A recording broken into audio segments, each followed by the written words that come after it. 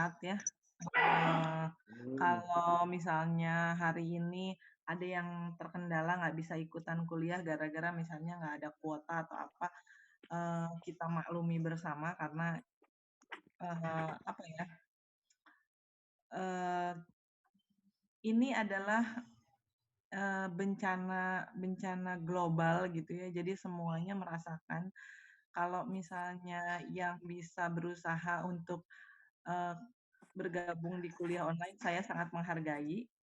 Untuk itu, silahkan kembali mengisi daftar hadir di chat, karena akan apa ya, mungkin ada tambahan untuk yang bisa bergabung di Zoom gitu. Walaupun kita juga sama-sama excuse untuk orang-orang yang nggak bisa gabung di Zoom karena ada kendala dengan kuotanya gitu ya. Tapi saya sangat menghargai untuk teman-teman yang bisa bergabung di meeting ini. Terus yang berikutnya, tadi saya sudah udah masukin materi di Google Classroom terkait dengan struktur organisasi.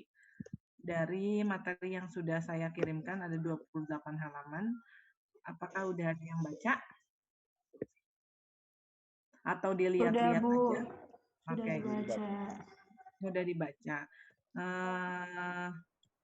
Kalau misalnya kita Zoom-nya satu kali putaran aja hanya 40 menit. Kalau misalnya saya menjelaskan dari awal sampai akhir, kayaknya terlalu lama ya. Iya, Bu. Gimana kalau kita bahas dari apa yang udah dibaca, terus apa yang nggak ngerti di bagian mana nanti saya akan menjelaskan di bagian itu. Udah pada dibaca? Dibaca. Dibaca, Ibu. Atau baru dilihat-lihat aja? Baru dibaca sampai ini, Bu. Sampai yang ini, unsur-unsur struktur organisasi. Unsur-unsur struktur organisasi.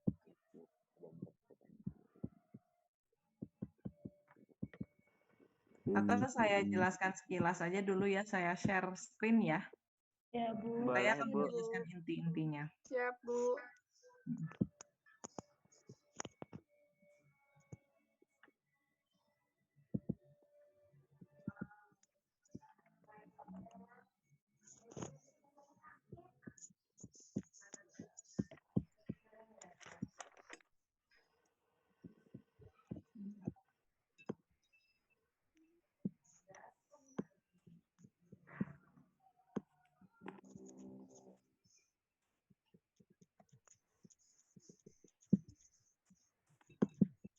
Ya.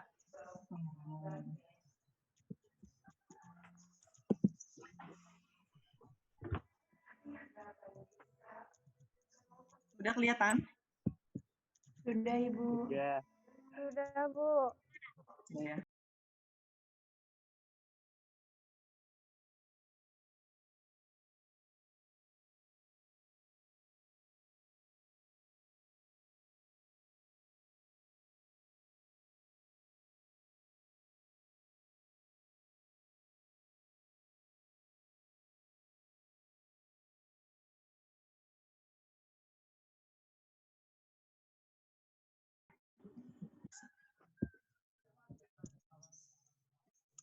Suatu aturan, Bu. Aturan yang diikuti oleh anggota-anggota organisasi. Satu aturan yang diikuti oleh anggota-anggotanya, organisasi gitu. Iya, Bu. Anggota-anggota di dalam organisasi tersebut gitu ya. Iya. Lalu ada yang lain yang ingin berpendapat? Apa sih struktur organisasi itu? Struktur organisasi itu Bu, kotak-kotak, terus nanti ada garis penghubungnya. Nah, kayak gitu atau apa? Itu ya. Aturan pembagian tugas dalam sebuah organisasi. Susunan kepengurusan. Tata kelola. Pembagian tugas. Komponen atau posisi, Bu, dalam suatu organisasi. Oke. Ada yang bilang aturan, ada yang bilang komponen, ada yang bilang apa tadi pembagian tugas. Artinya teman-teman di sini semuanya sebetulnya udah pada tahu ya yang namanya struktur organisasi itu seperti apa.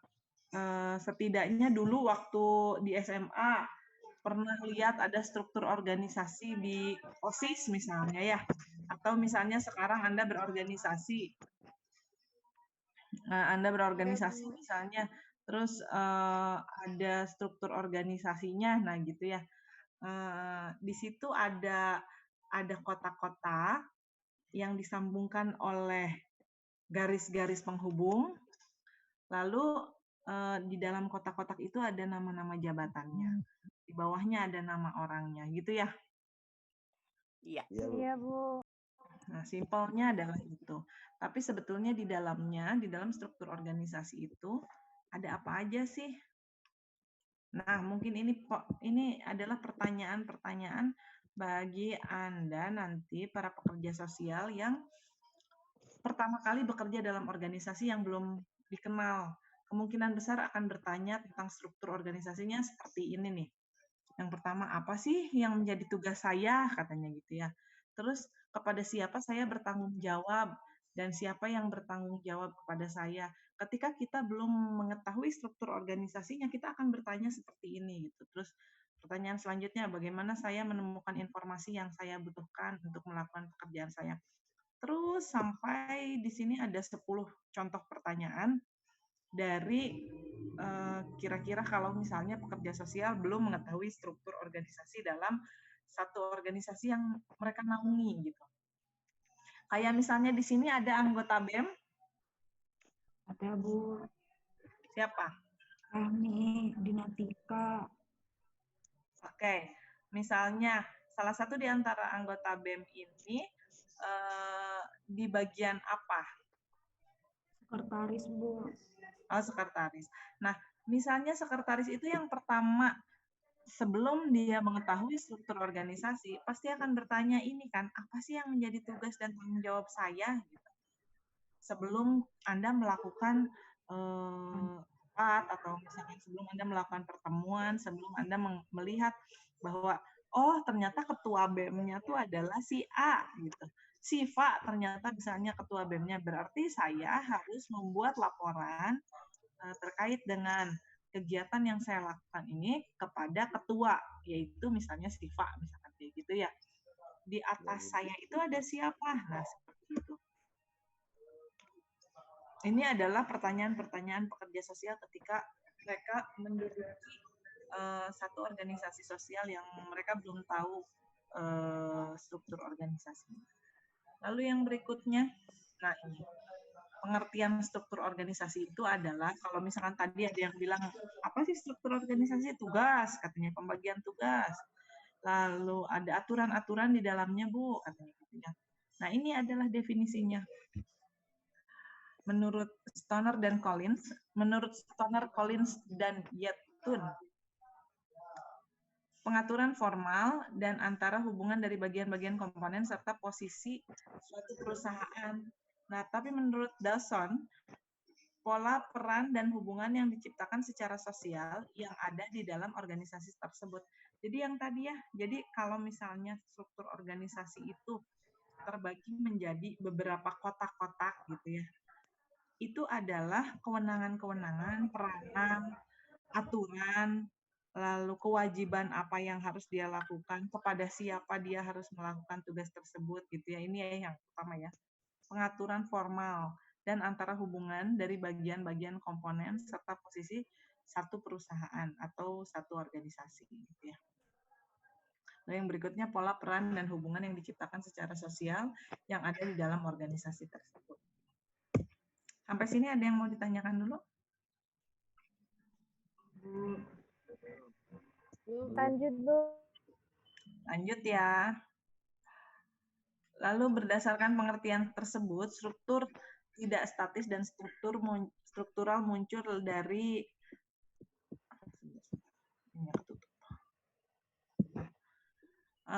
dari keputusan-keputusan yang dibuat oleh individu-individu. Jadi struktur organisasi itu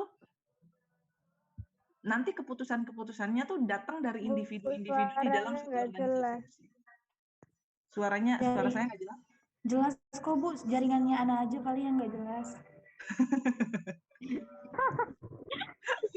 Sorry. Jaring Abil nggak boleh jaringanmu ngehina. nak. Iya aku nggak hina jaringanmu nak, maksudnya aku ngasih tahu. Takutnya ibu dipikir suaranya ibu nggak jelas. Ih salah mulu dah. Udah deh. Sorry. Dia nggak apa-apa nak, nggak apa-apa. Lanjut, Semangat Bu. Bel. Saya kan ngebacain sebetulnya ya, saya ngebacain. Kita bisa baca bareng-bareng juga. Nah, struktur berasal dari upaya yang terus-menerus oleh semua peserta untuk mewujudkan kepentingan-kepentingannya dalam konteks sejarah, organisasi, lingkungan, dan tugas. Semua organisasi memiliki struktur, oleh karenanya pekerja sosial harus memahami struktur tersebut. Struktur membentuk bagaimana cara konsumen ditangani sifat pekerjaan profesional serta hubungan sosial dan politik. Jadi struktur organisasi itu mengatur itu ya, bagaimana cara pekerja sosial menangani klien, kepada siapa dia harus bertanggung jawab, kepada siapa dia harus memberikan laporan, siapa rekan kerjanya dia gitu. Dari pertama misalnya dia menerima klien, lalu selanjutnya rujuk kepada siapa, seperti yang waktu itu ya di awal sebelum UTS saya pernah sampaikan bahwa yang namanya tujuan organisasi itu bisa di breakdown melalui SOP gitu ya. Nah, SOP itu nanti melekat kepada tugas pokok dan fungsinya si pemegang struktur tersebut gitu ya. Si pemegang jabatan tersebut. Gitu mungkin. Nah, ini pada intinya, ada 4 pertanyaan yang saling berkaitan untuk dipertimbangkan oleh pekerja sosial. Yang pertama yaitu unsur-unsur apa yang mencakup struktur dari sebuah organisasi. Yang kedua, tipe-tipe apa yang berbeda dari struktur organisasi. Yang ketiga, apa yang mempengaruhi struktur dalam organisasi pelayanan kemanusiaan. Yang keempat, bagaimana dapat memahami struktur organisasi yang digunakan oleh para pegawai dalam prakteknya. Ini diatur dalam SOP yang waktu itu pernah saya jelaskan di awal ya. Gitu. Nah, ini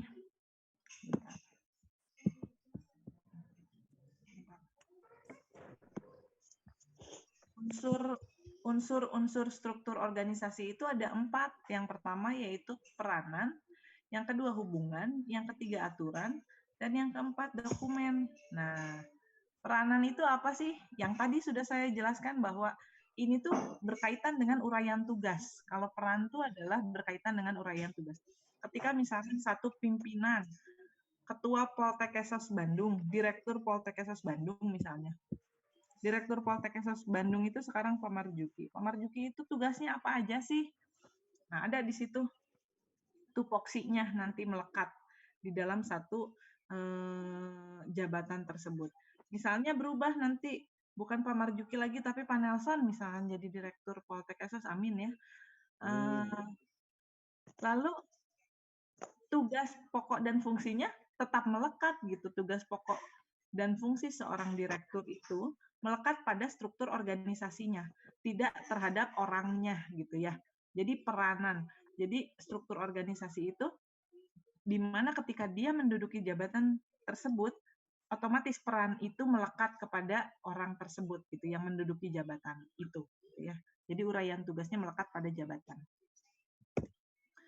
Lalu peran organisasi dibangun oleh siapa? Dibangun oleh kelompok dan dibangun oleh individu-individu di dalam organisasi tersebut. Contoh peran kelompok ditunjukkan dalam kotak-kotak dalam bagian organisasi. Sebentar dulu ya. Ya. Contoh peran kelompok ditunjukkan dalam kotak-kotak dalam bagian organisasi yang menggambarkan departemen, bagian bidang, komite, manajemen, dan seterusnya yang tadi sudah saya sampaikan. Bahwa semua itu melekat pada jabatan atau pada strukturnya gitu ya. Kelompok dalam organisasi terdiri dari kelompok formal seperti komite yang sedang berlangsung, satuan tugas, badan penasehat, serta tim. Lalu kalau kelompok informal yang muncul kapanpun orang-orang berinteraksi secara teratur yang harus dipandang juga sebagai bagian dari pola peran yang dibangun secara sosial yang merupakan satu struktur organisasi. Jadi memang di dalam satu organisasi ini ada hubungan formal dan informal, sempat dulu dijelaskan di awal, itu juga sangat mempengaruhi struktur organisasi gitu. Kelompok informal ini juga sangat mempengaruhi struktur organisasi gitu ya. Nah, ini hubungan dalam bagian organisasi. Nah, ini ya, kalau misalkan yang Anda tahu struktur organisasi itu yang kayak gimana sih, yang kotak-kotak, terus ada garis-garis penghubungnya gitu. Jangan dikira garis-garis penghubung ini juga mengandung ada maknanya gitu ya. Jadi kalau misalnya dari ketua nih ini ya, ini nggak jelas ya contoh struktur organisasinya. Jadi kalau misalkan dari ketua langsung trut ke bawah gitu kan, ada kotak di bawahnya percis, otomatis dia garis komando langsung ke atas gitu.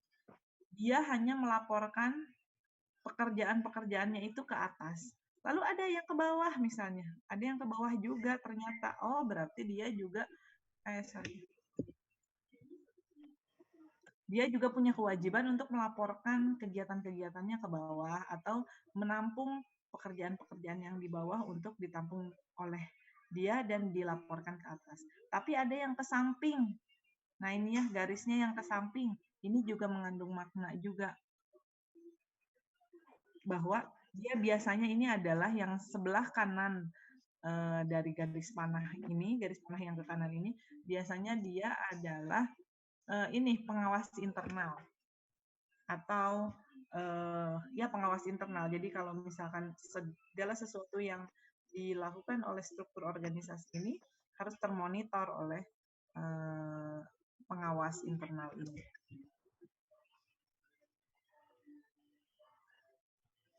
Nah ini hubungan struktur pada dasarnya ada 5 jenis ya. Yang pertama sistem kekuasaan, otoritas dan pengaruh. Yang kedua sistem perencanaan dan pembuatan keputusan. Yang ketiga pembagian kerja. Keempat sistem komunikasi. Yang kelima hubungan-hubungan sosial. Hubungan sosial ini juga sangat mendukung ya terjadinya struktur berjalannya struktur organisasi. Lalu ini yang berikutnya aturan-aturan. Semua organisasi modern memiliki aturan yang dapat berkembang atau berubah secara cepat. Tadi ada yang nyampeinnya siapa Ana bahwa struktur organisasi itu adalah aturan-aturan Bu, katanya gitu ya.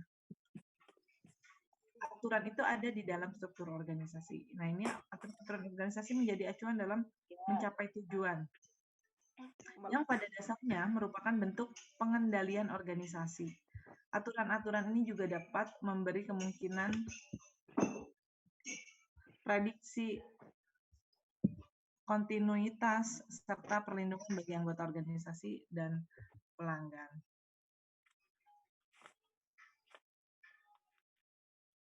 Ini aturan dalam organisasi dibagi ke dalam 2. Yang pertama aturan yang mengatur peran dan hubungan. Yang kedua aturan yang menentukan pembagian pelayanan. Terkait dengan tupoksinya ya, tupoksi dari satu jabatan struktural tersebut. Selain aturan dalam organisasi juga ada aturan eksternal di mana organisasi tunduk terhadap hukum umum negara atau yurisdiksi atau wilayah hukum di mana organisasi tersebut berada. Nah, ini hak warga negara, hubungan buruh, kontrak, hukuman administrasi, tata cara perencanaan lokal dan sebagainya. Nah, kalau ini adalah unsur yang keempat. Menurut Weber, menunjukkan salah satu sifat organisasi modern adalah bahwa administrasi berdasarkan pada dokumen tertulis. Jadi pekerja sosial ini, Anda pernah belajar tentang laporan pekerja sosial? Pencatatan. Sedang belajar, Bu. Sedang belajar. Bu. Berarti Anda tahu banget ya betapa pentingnya sebuah dokumentasi tertulis itu ya. Jadi karya seseorang itu sekarang udah enggak lagi musim berkoar-koar gitu ya dengan bahasa-bahasa yang sangat diplomatis misalnya gitu ya. Udah nggak musim lagi kayak gitu. Sekarang orang menunjukkan karyanya dengan catatan, dengan tulisan, dokumennya tuh dokumen tertulis. Makanya sekarang ketika misalnya Anda melakukan satu, ini waktunya udah tinggal 10 menit lagi ya.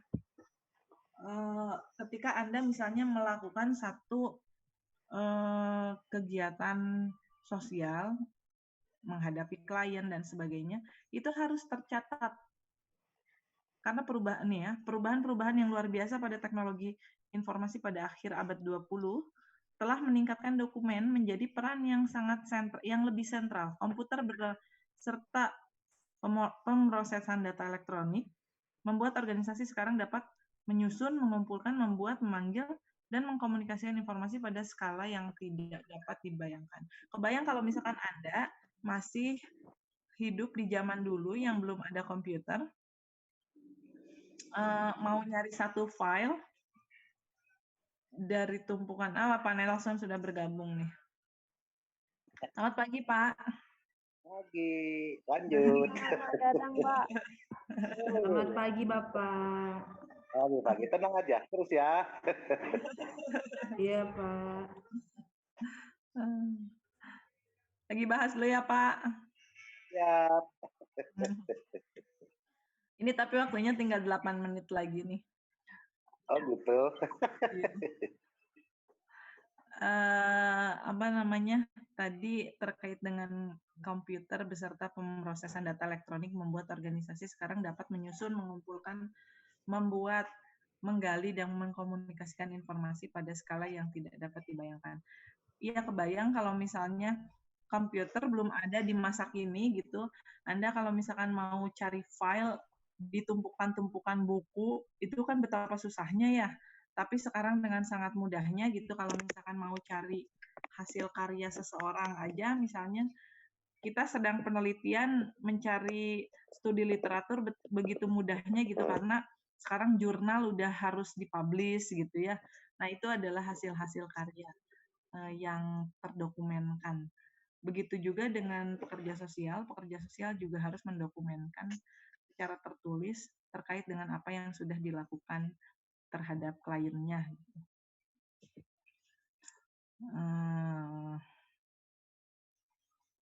Nah, ini file merupakan unsur sentral dari struktur organisasi.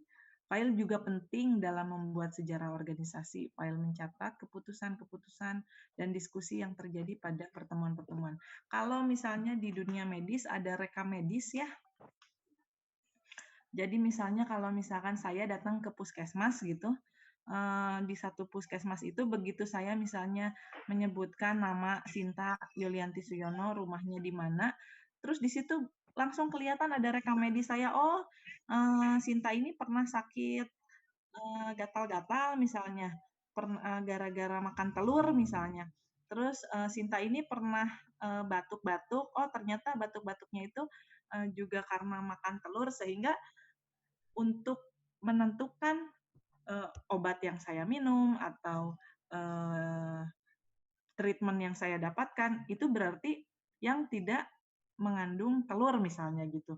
Oh, Sinta ini harus minum obat alergi karena Sinta ini alergi telur misalkan kayak gitu. Nah, itu ada rekam mediknya, itu contoh di dunia medis. Begitu juga dengan pekerjaan sosial. Pekerja sosial juga harus punya catatan terkait dengan klien tersebut untuk menentukan diagnosa dari permasalahan yang klien hadapi gitu ya. Oh, klien ini pernah datang ke saya karena riwayatnya begini. Sehingga saya harus melakukan treatment ini. Gitu ya. Itu adalah maksud dari file yang terdokumentasikan. Ini yang tadi sudah kita bahas bahwa IT sekarang udah canggih banget, di handphone juga kita udah bisa nyimpen laporan segala ya, mahasiswa udah pada pinter nyimpen file segala. Kalau misalkan, Bu, materinya kirim aja lewat WA. Nah, Itu kalau handphonenya hilang, tapi ada kelemahannya juga ya teknologi ya. Ketika misalnya handphone hilang, oh sekarang udah ada Google Drive ya, Iya, bisa yang gitu. yang Udah ada disimpannya di, email, Bu. udah ada email ya.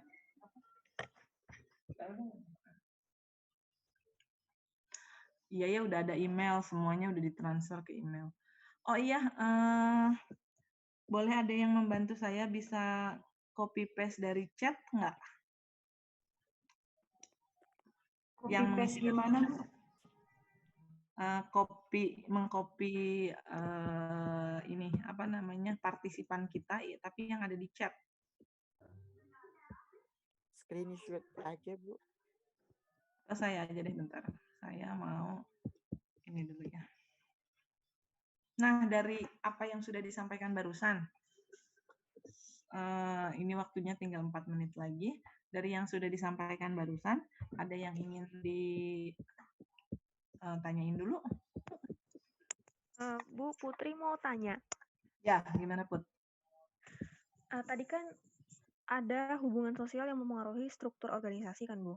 Ya, Nah, yang dimaksud hubungan sosial ini seperti apa, Bu? Kalau misalnya itu hubungan profesional kan masih bisa dipahami gitu. Iya, memang organisasi membutuhkan profesionalisme gitu. Tapi kalau hubungan sosial di sini itu maksudnya seperti apa, Bu?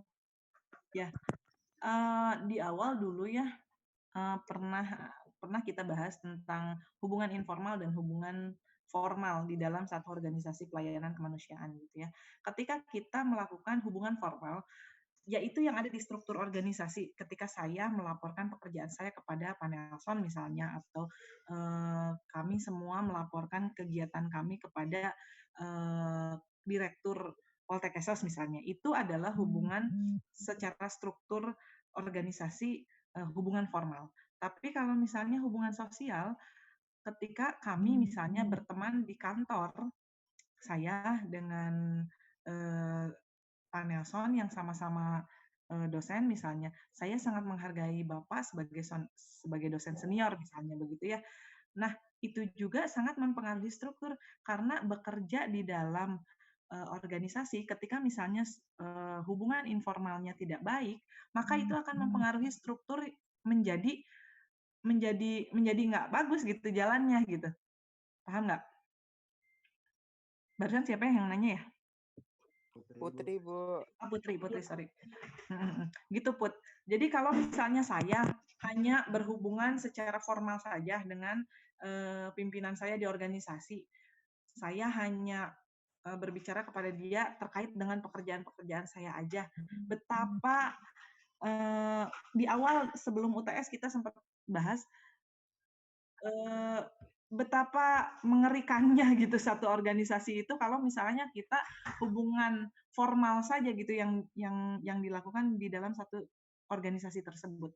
Tapi ketika kita misalnya cair dengan rekan sejawat kita di dalam satu organisasi tersebut, maka perjalanan struktur perjalanan organisasi ini juga akan baik gitu. Misalnya staff antar staff melakukan pekerjaan ini dengan baik, saling membantu dengan hubungan pertemanan gitu ya, membagi pekerjaannya dengan baik gitu, maka semuanya juga akan lancar gitu. Laporan-laporan dan sebagainya juga akan lancar. Ya. Terus gini, Bu, kalau misalnya ya, Bu. Bentar, saya stop dulu share ya. Saya mau ke chat dulu. Oh iya. Terus gimana? Lanjut aja. Kalau gimana, Bu? Bentar. Saya bingung malah. Gimana sih caranya kita menyeimbangkan hubungan informal dan formal gitu? Karena yang pernah saya hadapi itu ketika informalnya terjalin bagus itu tuh nggak selamanya bagus gitu. Malah bisa jadi bumerang untuk hubungan formalnya seperti itu. Ya. Sebentar. Ini udah mau habis waktunya, tapi saya belum ngopi. Ngopi absen kita. Kayaknya kita kopi kok, Bu. Oh, udah di di copy? copy di tabel, Bu. Sudah, Iya. Bu. Oh, Sudah, oke, nanti oke, tinggal makasih. kirim. Oke, thank you. Ini ada Rizky Ami yang baru masuk. Oh, takut belum ke ini. Nah, Pak Iya, Bu, Nelson, sudah ini bagus. 1 menit terakhir, kayaknya kita harus nyambung lagi ya. Oke. Nggak apa-apa. Di break dulu ya, Sin ya. Iya, iya, di break dulu ya. Kita break dulu.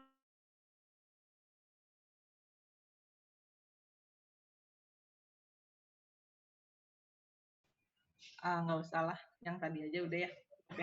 Tapi tadi ada yang belum absen di itu, Bu, di chat, tapi ada di sini, Bu. Di Zoom, tadi ikut Zoom. Gimana maksudnya? Tadi ikut Zoom, tapi dia nggak ikut chat di itu, Bu, daftar hadir chat. Oh, coba sekarang ini lagi, yang Diulang tadi lagi belum dari- aja. Oh, yang belum aja ya, Bu. Yang belum aja, biar nanti saya tambahin di yang tadi udah dikirim oleh Putri ya. Oke, Bu, terima kasih. Iya, tadi ada pertanyaan dari Putri ya, kalau misalnya hubungan informal itu kadang-kadang suka menjadi bumerang di dalam organisasi gitu ya. Kalau misalnya satu rekan kerja itu kadang-kadang suka nyobat banget terus, deket banget terus malah jadi nggak bagus gitu ya. Mungkin Pak Nelson bisa menjawab, Pak. Oke, jadi gini, memang kalau berkaitan dengan hubungan ya, kalau Ya. dalam suatu organisasi itu memang hubungan personal dengan hubungan yang bersifat institusional ya, formal dalam struktur, itu pasti ada sesuatu yang mungkin ya kalau tidak bisa dimanage dengan baik itu nggak balance ya, sehingga hubungan yang personal lebih dominan, sehingga tugas-tugas yang menjadi tanggung jawab dia mungkin ya tidak pada track. Jadi sebetulnya di situ harus mampu menggabungkan antara sifat-sifat hubungan personal atau personal dengan tugas-tugas kedinasan yang memang atau tugas-tugas institusi yang memang menjadi tugas utamanya. Nah, ini yang memang tantangan, tapi pada prinsipnya ketika orang bekerja dalam suatu organisasi, yang namanya menjadi tugas kewajiban di dalam tugas pokoknya itu yang utama. Namun demikian, tentu hubungan personal yang bisa menunjang tugas pokok itulah yang harus kita kembangkan.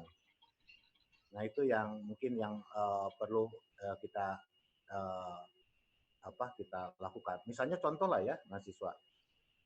Ketika kita kuliah ya, sebetulnya hubungan formalnya di dalam proses pembelajaran jelas ya.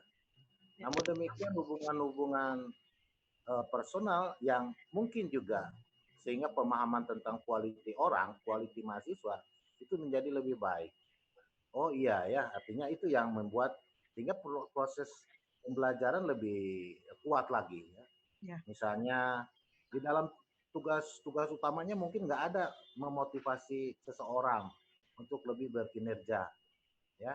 Nah, tapi dengan hubungan personal yang terjadi misalnya antar atasan bawahan atau sesama level gitu, itu akan membangun suatu kinerja yang lebih baik. Jadi tidak ansih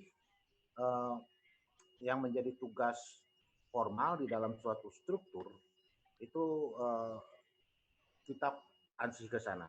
Tapi yang bersifat personal itu juga harus dikembangkan sepanjang tidak tadi ya hal-hal yang menjadi tugas pokok, fungsi yang utama itu tidak terabaikan ya. Nah, itulah di dalam konteks dalam teori organisasi, kalau Anda lihat teori yang mana coba?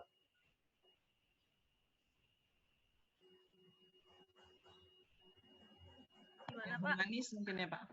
Kalau dulu ada teori organisasi kan pernah tuh waktu semester awal tuh. Ya. Kalau Anda lihat Yang pendekatan mana itu? Yang humanis mungkin ya, Pak. Ada lagi? Human relationship. Nah, itu kan? Iya, human relationship ya. Ya, nah, itu jadi bagian penting dalam suatu organisasi ya. pendekatan itu ya tidak melulu pendekatan yang birokrasi yang utama ya. Jadi itu yang harus Anda perhatikan. Sehingga hubungan-hubungan itu memang sepanjang yang kita lihat ketika membangun suatu hubungan yang personalnya bagus, kemudian juga tugas utamanya juga bagus, itu akan semakin berkinerja bagus ya. Jadi saya kira tidak perlu dipertentangkan karena di dalam konteks hubungan personal seseorang juga paham ada yang disebut hubungan yang bersifat juga formal ya, itu yang perlu saya sampaikan. Mungkin itu ya tambahan dari saya ya. Ya Pak. Ya. Baik Bapak, Ibu, terima kasih. Ya gitu ya Putri ya. Iya Ibu. Ada lagi yang lain yang ingin didiskusikan?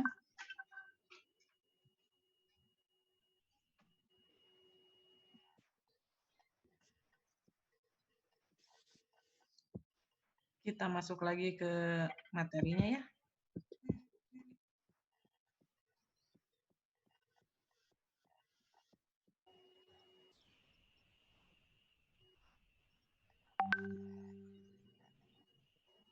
Nanti kalau yang lain mungkin bisa dibaca. Ini saya sampaikan yang besaran-besarannya aja dulu ya. Iya, Bu. Iya Bu. Nah ini, apa sih yang mempengaruhi struktur organisasi? Nah, yang pertama adalah nilai dan kepentingan. Yang kedua adalah lingkungan umum. Yang ketiga adalah lingkungan tugas. Lingkungan tugas lalu ukuran organisasi. Lingkungan tugas ini juga terbagi menjadi 3. Yang pertama kebutuhan atau persyaratan, yang kedua tuntutan, yang ketiga harapan-harapan dari karena kita sekarang sedang berbicara mengenai organisasi pelayanan kemanusiaan, sehingga ini kebutuhan, lalu tuntutan dan harapan yang dikehendaki oleh klien atau oleh penerima manfaat dari organisasi penerima pelayanan tersebut gitu ya. Yang berikutnya yaitu teknologi organisasi.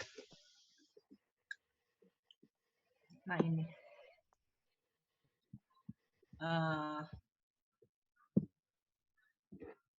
menggunakan struktur secara strategis. Yang pertama bekerja di dalam dan melalui struktur. Yang kedua membangun dan memodifikasi struktur. Yang ketiga struktur yang menyimpang dan ke samping. Yang keempat menghadapi dan berkonflik dengan struktur. Yang kelima menciptakan struktur alternatif. Apa sih maksudnya? Kita sambung-sambungkan, bukan sambungkan ya.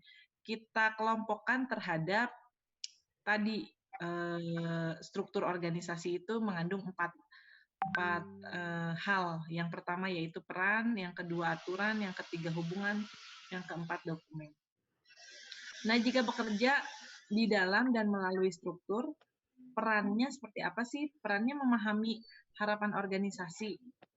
Yang memahami organisasi itu siapa aja para pegawai dan pegawai lainnya.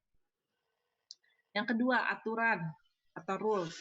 Mengetahui aturan, mengembangkan keterampilan dalam menerapkan interpretasi.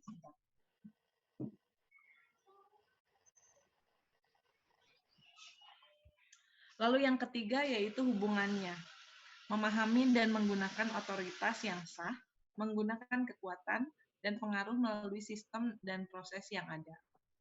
Terus yang dokumennya yaitu memahami pentingnya dokumen dan perekaman, mengembangkan keterampilan dalam mengakses, menciptakan, dan menafsirkan informasi. Ini bekerja di dalam dan melalui struktur. Lalu yang berikutnya apa ini teh? Membangun dan memodifikasi struktur. Perannya menegosiasikan peran yang kenapa nih? Perannya menegosiasikan peran yang berbeda untuk pekerja sosial, pekerja lainnya, dan para konsumen.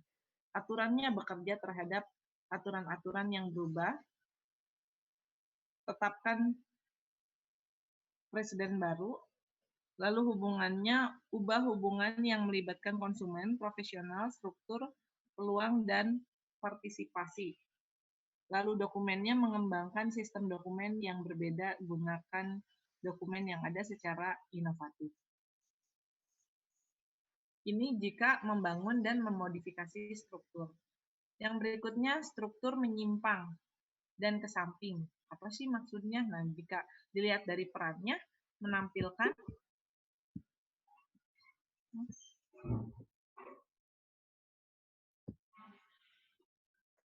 Halo,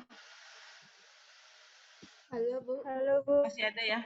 Oh, Iya, laptop Bu, saya masih. kayaknya error deh. Barusan tiba-tiba nge-hang. Struktur menyimpang dan ke samping. Perannya menampilkan peran dengan cara yang tidak sesuai, lalu aturannya gagal mengungkapkan pelanggaran aturan, gunakan aturan secara kreatif, lalu hubungannya lambat dalam kepatuhan, terus sesuaikan dengan metode token, gagal bekerja sama. Dokumennya gagal mencatat informasi menggunakan dokumen secara tersembunyi. Nah, ini adalah struktur yang menyimpang, gitu ya.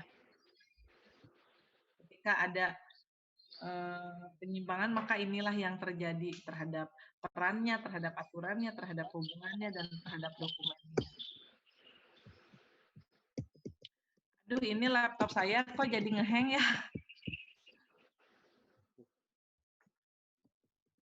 Nggak mau lagi menampilkan. Yang jelas, bentar. Sinta yang share-kannya diulang lagi ke. Oh gitu. Nah, jadi klik udah baru munculkan lagi.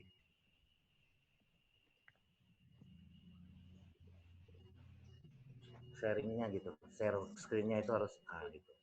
Gitu ya, Pak ya.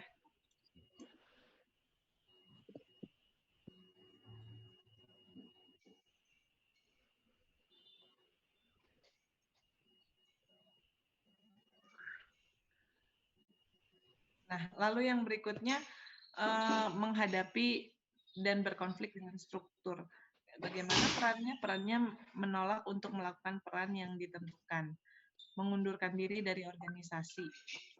Lalu secara aturan menolak mematuhi aturan, mendorong ketidakpatuhan terhadap aturan. Lalu hubungannya bagaimana ketika ada konflik dengan struktur? Hubungannya mengganggu penyediaan layanan dan proses organisasi. Dokumennya membisikkan, menahan, dan merubah informasi ini ketika struktur organisasi sudah menghadapi konflik gitu ya. Lalu menciptakan struktur alternatif. Nah, ini menciptakan struktur bayang-bayang. Bagaimana perannya? Perannya personalisasi peran, lalu yang berikutnya menyamakan peran, yang berikutnya meminimalisasi perbedaan di antara peran. Terhadap aturan bagaimana nih? Merancang aturan untuk merefleksikan dan meningkatkan hubungan yang diinginkan. Lalu hubungannya bagaimana? Menciptakan hubungan adil dan partisipatif.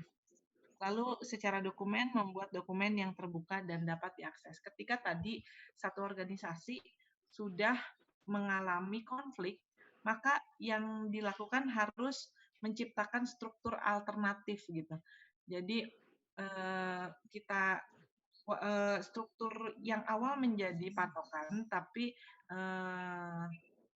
kondisi di lapangan, kondisi di dalam struktur organisasi tersebut juga harus dilihat. Ketika misalkan sudah ada konflik, maka harus menciptakan struktur alternatif ini, gitu ya. Penutup. Yang pertama, struktur organisasi dapat dianggap sebagai pola peran hubungan, aturan, dan dokumen yang diciptakan secara sosial.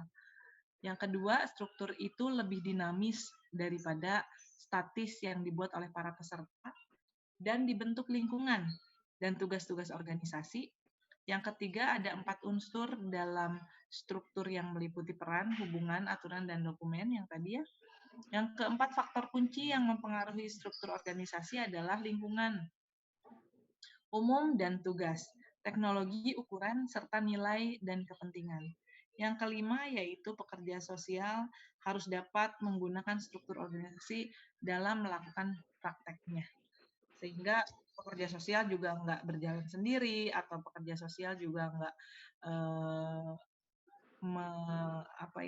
melampaui kewenangannya gitu ya.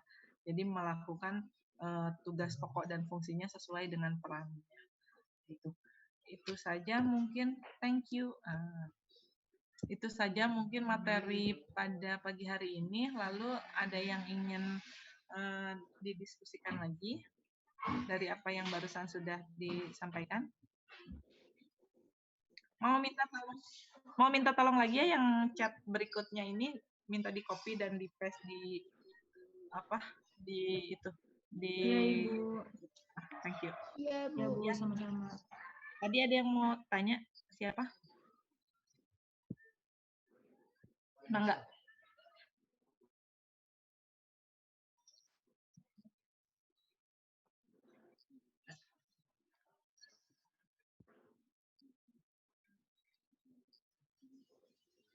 Ya.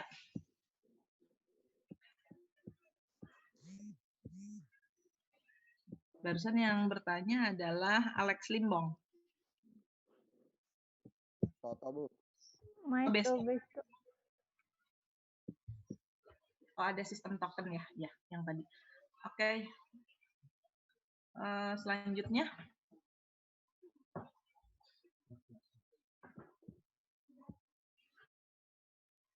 Ada lagi yang mau bertanya selanjutnya? Ibu, saya mau bertanya.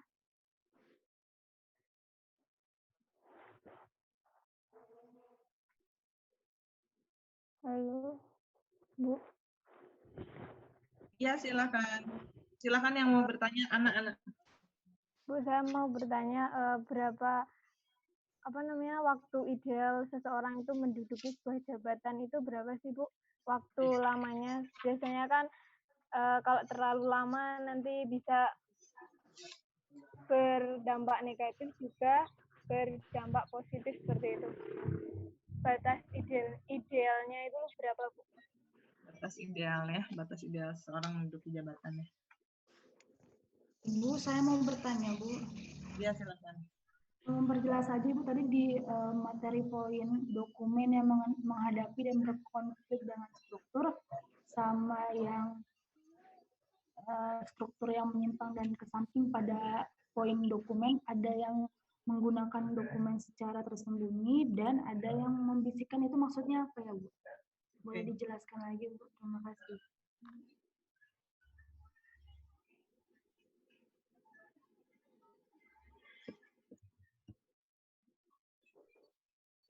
Ada lagi yang lain?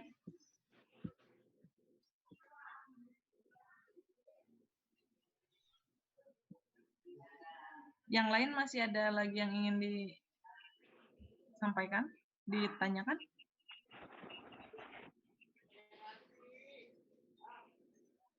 Cukup ya? Cukup, Bu. Iya, Bu. Oke.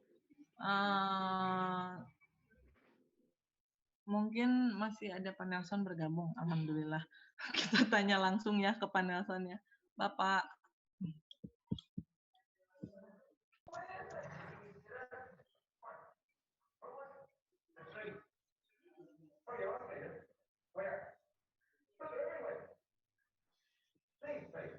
Pak Nelsonnya kayaknya lagi agak jauh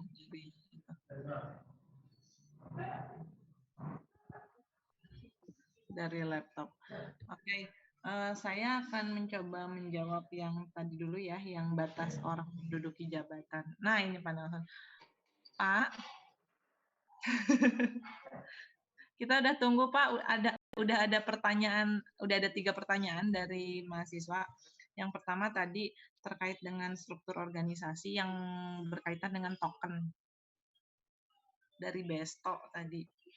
Lalu yang berikutnya batas orang menduduki jabatan itu kira-kira berapa lama? Itu pertanyaannya dari Mbak Ana, lalu dari Bella ya yang terakhir ada di apa tadi ya, di bagian yang struktur organisasi yang menyimpang, Pak, ada dokumen yang membisikkan. Nah, itu gimana? Itu aja, Pak, pertanyaannya. Pak masih mute kayaknya, Bapak.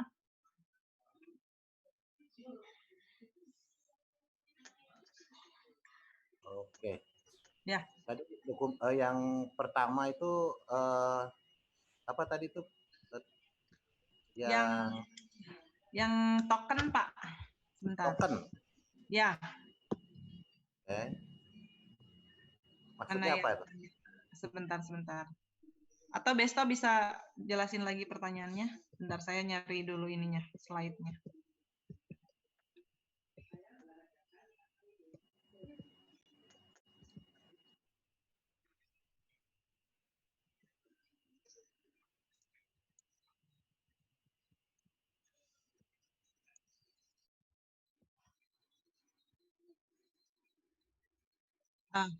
Ya. Coba ditayangkan dulu, Bu. Ya. Sambil nunggu itu saya jawab dulu yang mengenai yang lama ya, yang seorang menjawab ya. Saya kira pertama yang harus diperhatikan tidak ada batasan seorang sebetulnya ya menjabat dalam suatu itunya posisinya. Tapi sebetulnya di pemerintahan juga ada pada umumnya kalau di pemerintahan ini ya itu tidak begitu berpuluh-puluh tahun sebetulnya ya. Itu yang sebetulnya sehingga apalagi pada jabatan eselon 1 tuh ya kalau fungsional sih memang jabatannya ya itu aja artinya dia bisa puluhan tahun sebagai lektor kepala gitu kan atau misalnya jabatannya sebagai peneliti utama gitu ya. Tapi kalau dalam konteks struktur yang formal ya itu eselon 1 ya, eselon 1 itu selevel dirjen dan itu ya itu biasanya mereka juga tidak sampai ini bergeser ya.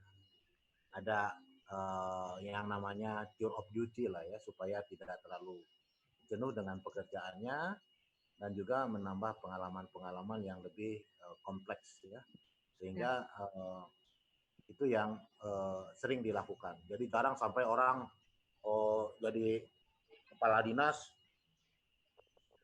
terus saja jarang ya. Biasanya walaupun dia kepala dinas dia bergeser ke bidang-bidangnya yang berbeda. Misalnya pernah di sosial jadi di pariwisata, kadang-kadang jadi asisten, sering begitu juga. Jadi ada tour of duty-nya. Itu kalau di birokrasi ya. Di swasta juga sama sebetulnya. Kecuali ownernya dia sekaligus. Itu kalau di swasta ya, di organisasinya itu ya, di organisasinya sekaligus owner ya suka tidak suka dia ya mungkin jadi direkturnya terus. itu kalau saya perhatikannya saya perhatikan kok itu terus ya memang dia yang pendirinya kemudian dia yang ininya ya tapi dalam suatu organisasi yang sehat akan banyak perubahan biasanya ya tidak selalu itu dan biasanya owner kalau yang dalam suatu organisasi dia tidak langsung operasional tapi mungkin dalam konteks pengawas ya jadi sehingga yang di bawahnya terjadi mobilitas yang cukup tinggi ya bagus gitu ya.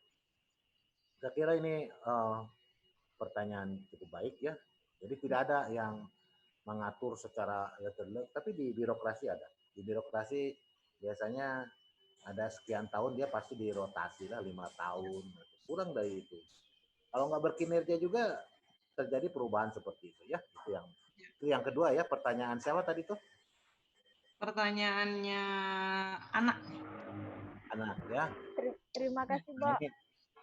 Okay. Nah ini Pak yang ditanyakan oleh Besto ketika struktur mengalami penyimpangan gitu ya Pak ya sehingga terjadi hubungan yang sesuai. Nah ini yang poin yang kedua sesuai dengan metode token katanya itu Pak. Oke ya. Jadi gini, kadang-kadang tadi orang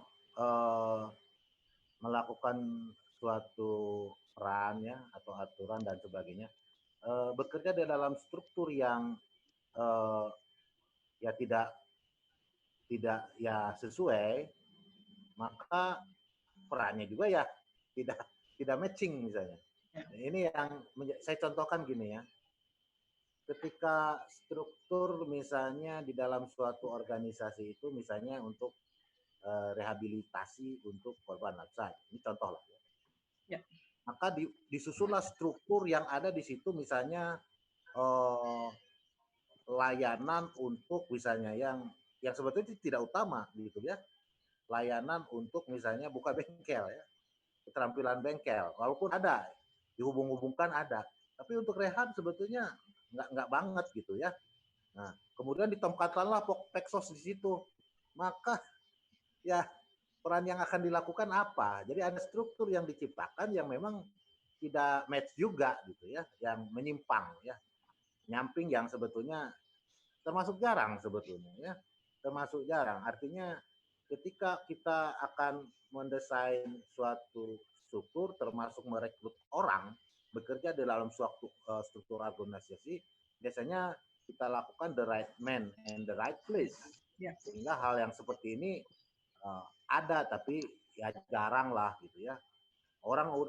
Saya misalnya ngerekrut Peksos ya, role dia misalnya role untuk misalnya instruktur kan nggak itu banget gitu ya, walaupun orang ada tapi ya itu di luar kompetensi utama dia. Itu kan ada juga orang pinter ngebengkel gitu kan, seperti itu yang mungkin perlu diperhatikan ya. Jadi ini yang paling utamanya, sehingga juga itu terkait nanti dengan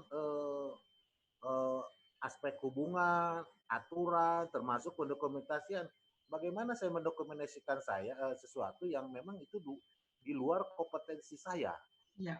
Misalnya. Nah ini yang agak sulit. Misalnya lah, tanda kutip lah ya, layanan medis, Anda ditempatkan di situ. Ya bisa-bisa aja. Tapi ya nggak bagus banget gitu ya.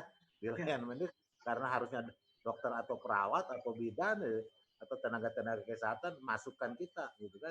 Itu yang namanya kadang-kadang itu sudah menyimpang, malah juga akhirnya timbul hal-hal yang tidak baik ya. Ini yang sehingga itu mungkin ada ya, tapi menurut saya jarang ya. Yang sering juga ketika berkonflik dengan struktur karena juga peran yang dia miliki juga dengan ininya dia nggak match. Mungkin seperti itu ya jawaban saya. Mudah-mudahan Bento ya tadi ya. Besto. Bento. Ya Besto ya. Kira-kira gitu ya Besto ya. Jadi rule-nya juga pasti gagal ya. Untuk bisa ini pasti terjadi aturan-aturan pasti udah nggak match semua itu. Ya. Termasuk pendokumentasian apa yang dilakukan juga udah nggak match semua. Jadi itu ya yang dimaksud dengan ini. Mungkin ada ya. Hanya mungkin sebagian kecil, hampir saya kira terlalu lembaga itu terlalu ya kurang antisipatif kalau sampai betul-betul struktur di ininya menyimpang banget gitu dengan SDM yang ada atau juga SDM yang mau ditempatkan pada struktur itu ya. Itu yang kemudian yang terakhir ya. Yang terakhir yang ini nih Pak. Yang ketika dalam satu organisasi terjadi konflik, maka pendokumentasiannya juga membisikkan, katanya ini Pak, membisikkan. Nah ini maksudnya itu Pak pertanyaan dari Bella. Iya, artinya gini ya. Memang agak sulit ya ketika kita bicara tentang ketika kita dalam suatu organisasi yang memang artinya tidak pas, maka sesuatu itu kan biasanya kalau kita laporkan itu kan cuk gitu ya, ini loh yang kita lakukan kalau match. Tapi kalau udah berkonflik mana bisa lagi gitu. Paling kayak abu-abu gitu. Nah, Jadi nggak begitu clear apa yang kita inikan. Karena mungkin udah nggak sesuai dengan apa yang kita inikan, gitu. Yang sebetulnya apa yang seharusnya gitu. Jadi kayak apa ya? Ya kalau istilah orang mah kayak munafik lah gitu ya. Jadi kayak abu-abu dibikinnya itu ya. Jadi kalau mau bisik-bisik hawar-hawar gitu ya, kayak gitu. Jadi kalau saya bikin laporan juga kayak apa ya? Kayak nggak ngepas kari, karena memang misalnya ketika saya laporkan misalnya berkaitan dengan kebetulan berkonflik ya. Misalnya tentang layanan rehab ya. Layanan rehab di lembaga X gitu ya. Nah, kemudian ketika saya lihat bahwa di sana itu layanan rehab misalnya hanya dikasih makan doang. Kok rehab kasih makan doang. Maka ketika kita mau melaporkan tentang hal kerehaban, dokumentasi saya, maka saya tidak memungkinkan. Karena sebetulnya dia lembaga rehab, tapi isinya hanya kasih makan sama tidur. Seperti itu. Maka saya akan tuliskan ada di sana terapi A, B, C. Paling hanya standar-standar ini aja. Seperti itu ya. Mungkin mudah-mudahan ya. Siapa ini? Rizka Bella. Bella. Ya. Oke ya. Mantap ya. Oke, paham ya? Terima kasih Pak. Ya paham Pak. Terima kasih. Itu mungkin saja berkonflik seperti itu karena ya memang sesuatu yang dia di situ sehingga dia juga kalau melakukan seperti itu juga nggak nyaman gitu kan. Tapi ya seperti itu. Iya Pak. Ya. Ya kalau pertanyaan kayaknya udah terjawab semua ya. Mungkin ada lagi yang mau didiskusikan, mumpung waktu kita masih ada 7 menit lagi. Nah mengenai ini ya ada tambahan mungkin ya. Ya gimana Pak? Berkaitan dengan struktur itu. Ya. Struktur itu sebetulnya ada yang disebut fungsional ya. Ya. Kemudian ada yang divisional. Kemudian ada yang mix antara divisional dengan struktur ya. Struktur fungsional ya, struktur yang divisional, kemudian yang fungsional. Nah, yang fungsional itu biasanya ya struktur dibangun berdasarkan fungsi. Contoh jelasnya kalau kita lihat di Kementerian Sosial itu ada fungsi rehab kan ada ya? Ya. Ada fungsi yang berkaitan dengan perlindungan kan itu kan tuh. Itu berbasis fungsi strukturnya. Tapi kalau misalnya berbasis divisi itu berdasarkan program, berdasarkan divisional itu ya. Struktur berdasarkan divisional itu berdasarkan program, berdasarkan klien gitu ya. Kan di kita ada direktorat anak kan gitu ya, lansia. Nah, itu berdasarkan kliennya. Itu kalau saya lihat di dalam struktur yang divisional itu divisional itu di bahasa Inggris ya divisional. Kemudian ada yang kombinasi. Nah, Kementerian Sosial contohnya itu kombinasi antara divisional dengan fungsional struktur. Divisional struktur dan fungsional struktur. Ini di buku kebetulan ini ya.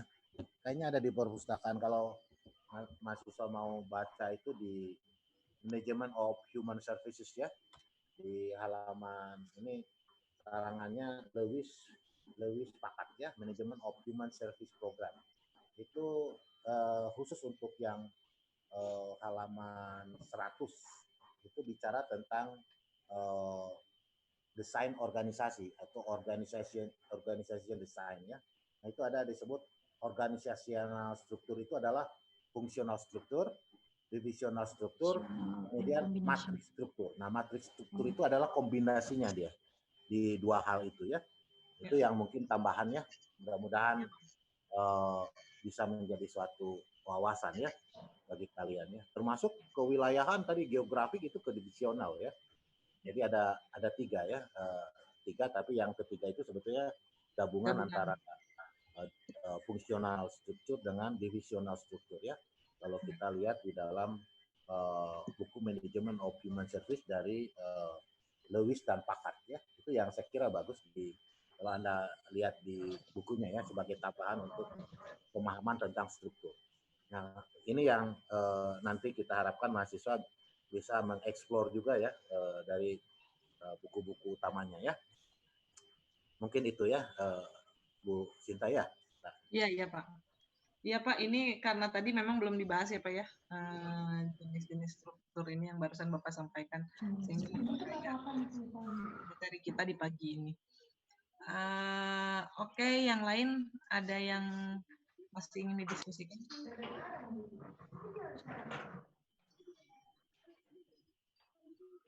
Sepertinya cukup ya. Iya Bu. Iya Bu. Bapak masih ada yang ingin disampaikan Pak? Nah, itu aja tambahannya. Oh iya, iya. Terima kasih Pak. Karena ketika kita tadi berbicara tentang struktur organisasi, model struktur organisasi itu belum kita bahas. Belum ada. Iya, belum ada. Memang kira-kira sekitar 3 ya tadi. Yang pertama apa? Struktur fungsional. Saya Pak. Saya tanya dulu ke sini. Saya pilih ya. Iya Pak, mangga Pak. Saya pilih.